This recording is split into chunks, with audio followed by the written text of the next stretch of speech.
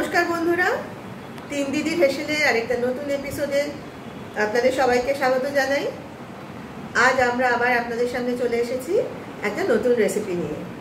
এখন এই গরমে সবাই কিন্তু টক জাতীয় খাবার খেতেই বেশি পছন্দ করছেন, তাই না? তো আমরাও আজকে একটা সেরকম পদ আপনাদের সামনে রান্না করে দেখাবো।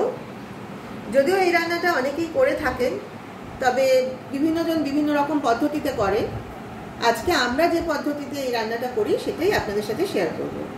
আজ আমরা বানাবো হচ্ছে আমশোল। তার জন্য যা যা উপকরণ আমরা ব্যবহার করছি সেটা আপনাদের আগে দেখিয়ে দিই। এখানে দেখুন, শোল মাছ কেটে ভালোভাবে ধুয়ে আমরা নুন হলুদ মাখিয়ে রেখেছি।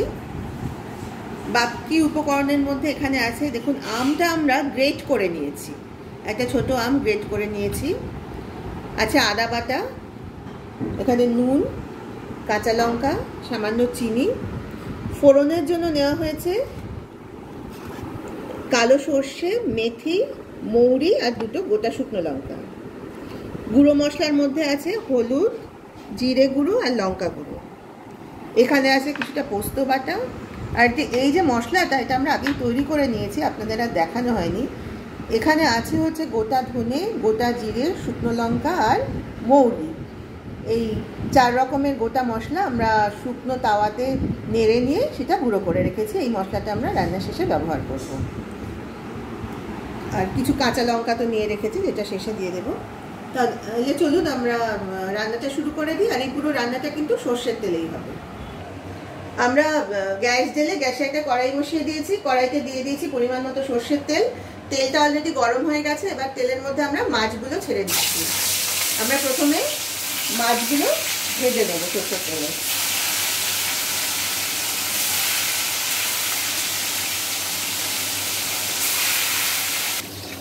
মাছগুলো 2-3 বার করে উল্টে দিয়ে এপিট ওপিট করে ভালোভাবে ভেজে নিতে হবে।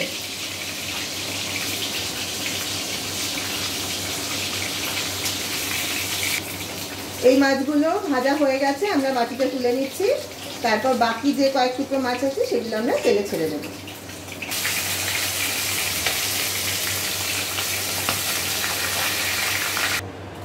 আমাদের পুরো মাছটাই ভাজা হয়ে গেছে। এবার আমরা ওই তেলের মধ্যে ফোড়নটা দিয়ে দেবো। আপনাদের আগেই দেখেছি আমরা ফোড়নে ব্যবহার করছি মৌরি, মেথি আর কালো সর্ষে, আর তার সঙ্গে দিয়েছি দুটো গোটা শুকনো লঙ্কা।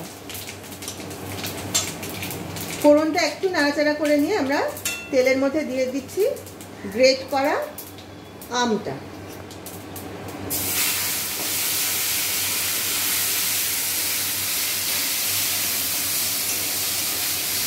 দিয়ে দেবো কিছুটা নুন,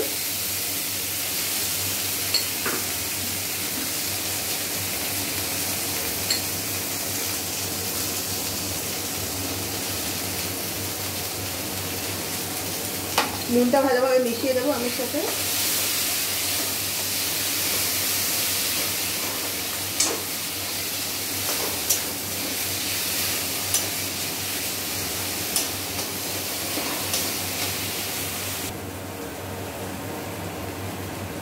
আমরা আমটা ফোড়নের সাথে ভালোভাবে মিশিয়ে দিয়েছি। এবার আমরা দিয়ে দেবো যে গুঁড়ো মশলাগুলো আমরা ব্যবহার করছি। আপনাদের আগেই বলেছিলাম, হলুদ, লঙ্কা, জিরে এর গুঁড়ো এবং তার সঙ্গে আদা বাটা একসঙ্গে আমি গুলে রেখেছিলাম আগে, সেটা এবার দিয়ে দিলাম কড়াইতে।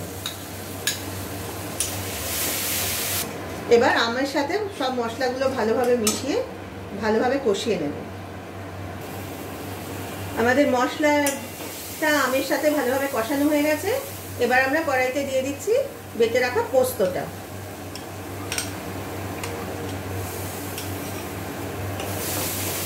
পোস্তটা এই পুরো মশলার সঙ্গে ভালোভাবে নেড়ে মিশিয়ে দেবো এবং কষিয়ে নেব। একটু পোস্তর বাটিটা ধুয়ে সামান্য জল দিয়ে দেবো এর মধ্যে।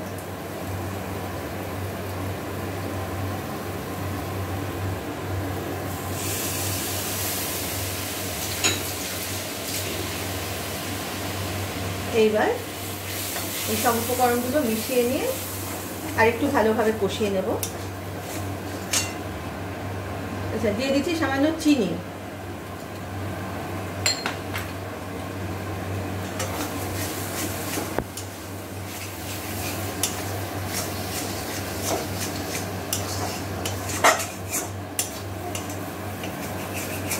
আমাদের সব মশলা ভালোভাবে কষানো হয়ে গেছে।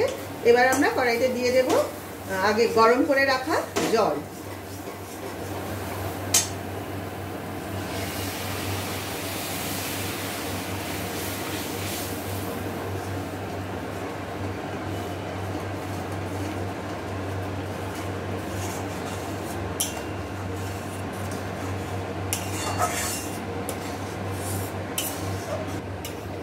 ঝোলটা ফুটে গেছে অলরেডি।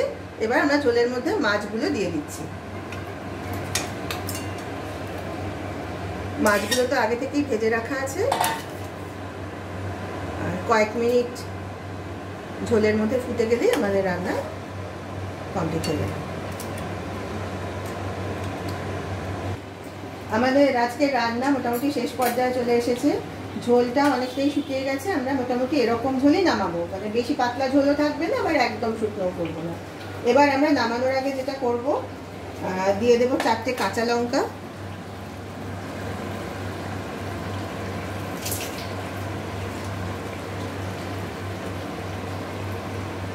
আর সব শেষে দেব যে মশলাটা আমরা করে রেখেছিলাম, আগেই বলেছি আপনাদের। এর মধ্যে আছে গোটা ধনে, জিরে, মৌরি আর শুকনো লঙ্কা। এটা শুকনো তাওয়াতে ভেজে আমরা গুঁড়ো করে রেখেছিলাম, সেটা জাস্ট ওপর দিয়ে ছড়িয়ে দিলাম। তাহলেই রেডি হয়ে গেল আমাদের আজকের রান্না আমশোল। একেবারে তৈরি হয়ে চলে এসেছে আমাদের আজকের রেসিপি আমশোল। আপনারা প্লিজ সবাই অন্তত একবার হলেও এইভাবে আমশোলটা বানিয়ে দেখবেন। আশা করি আপনাদের সকলের খুবই পছন্দ হবে, কারণ এটা আমাদেরও খুবই পছন্দের একটা রেসিপি। আর এটা বানিয়ে খেলে কেমন লাগলো সেটা কিন্তু অবশ্যই আমাদের জানাবেন। আর আপনাদের এটাও জানাচ্ছি যে আপনাদের কারো যদি কোনো বিশেষ ধরনের রান্নার রেসিপি জানার আগ্রহ থাকে, তাহলে কিন্তু আমাদের কমেন্টে লিখতে পারেন। আমরা অবশ্যই চেষ্টা করব আপনাদের সেই রেসিপিটা করে দেখানোর। আরেকটা কথা আপনাদের জানাই, আমাদের এই চ্যানেলের, এই নতুন চ্যানেলই বলবো, সবে 1 মাস হয়েছে। আমাদের এখনও অবধি 66 জন সাবস্ক্রাইবার আছে।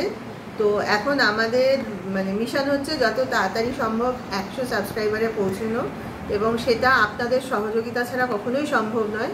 সেই জন্য আপনাদের সকলকে অনুরোধ করছি, আপনারা প্লিজ আমাদের চ্যানেলটা সাবস্ক্রাইব করুন। এরকম অনেকেই হয়তো আছেন যারা ভিডিওগুলো দেখছেন কিন্তু চ্যানেলটা সাবস্ক্রাইব করেননি। তাদের কাছে আমাদের বিনীত অনুরোধ, আপনারা প্লিজ চ্যানেলটা সাবস্ক্রাইব করুন এবং পাশের বেল আইকনটা প্রেস করুন।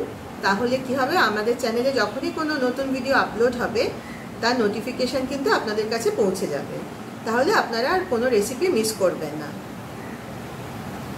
আর এই ভিডিওটা ভালো লাগলে প্লিজ একটা লাইক দেবেন আর শেয়ার করবেন আপনাদের পরিচিত সকলের সঙ্গে। আজ তাহলে এই পর্যন্তই। সবাই ভালো থাকবেন। আবার কাল আপনাদের সঙ্গে দেখা হবে একটা নতুন রেসিপি নিয়ে। নমস্কার।